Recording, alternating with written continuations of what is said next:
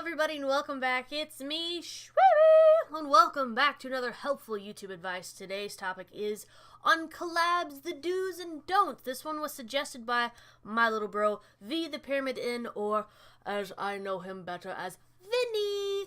So, for collabs, do's and don'ts. Now, I do have quite a bit of experience in this, especially from my first time doing collabs ever when I've never done them before to when I do them now. The best advice that I can offer is set ground rules.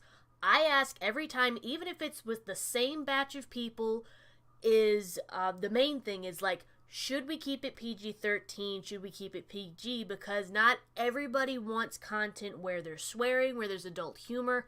Some want to keep it family friendly. And I also make sure to ask, are there any topics that anybody is touchy-feely on that we need to, make sure not to bring up, kind of thing. I ask it every time just to be on the safe side because I don't want to step on nobody's toes.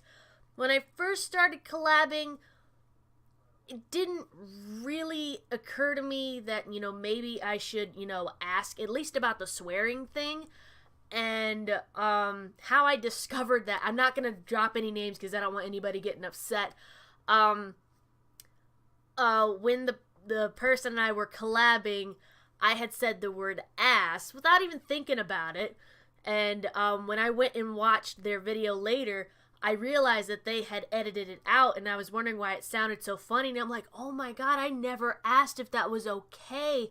And I sent an apology and everything, and they were totally fine with it. They're like, don't worry about it. Next time we'll just, let each other know right off the bat, kind of thing. So that is a do and don't that I'd recommend is, communicate on what you would want allowed on your content as well as theirs, because in some cases it's all the same recording and it's going anywhere from 2 to 4 ways. So you want to make sure that it's something that everybody can agree on. I suppose the other thing that I can recommend is whoever you're going to do the collab with, make sure you know the person. Even if it's, you've known them for like a couple of months or so, just make sure that you're going to be okay, because you really have to keep in mind that whatever comes out of your face or whatever comes out of their face, you're going to be also representing yourself on their channel and vice versa.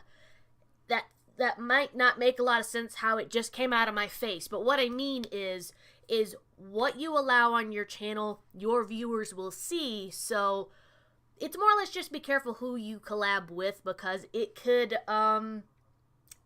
really honestly sway a lot of how your channel goes from there on out. If they turn out, let's say, hypothetically, the person just winds up being somebody that your viewers are like, why did you collab with this person? You know what I mean?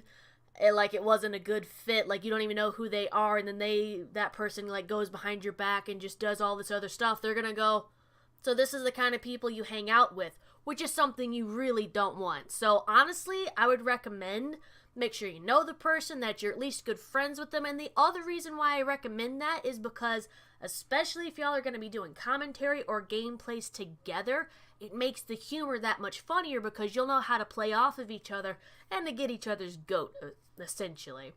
So that's all that I have for the collab do's and don'ts. Oh, wait, no. I suppose one more thing that I'm going to add to this is another personal experience is if something comes up, and let's say you guys schedule a day to do some kind of collabing fun, whatever it might be, podcast, gaming related, don't care. If something comes up and you cannot do it, communicate with those involved, letting them know, hey, can't do it, sorry, even if it's 5 minutes before, that way they are not stuck waiting all day for you. Because that, honestly, can be very frustrating for those that are involved. So make sure that you remember to communicate with all parties involved.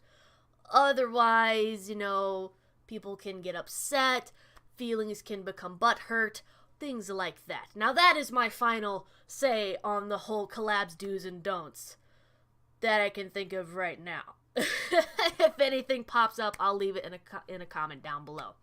But thank you all so much for watching. I hope you all found this advice very helpful. If you have any other subjects or advice things that you'd like for me to cover, please let me know down in the comment section below. I'd love to give my own little opinion and spin on it as best I can. Until then, my Shweebles, thank you all so much for watching. I'm really glad that you guys are enjoying the series. I'm still enjoying making it. Let's hear them helpful battle cries. Woo! Yeah! I'll see you guys in the next episode.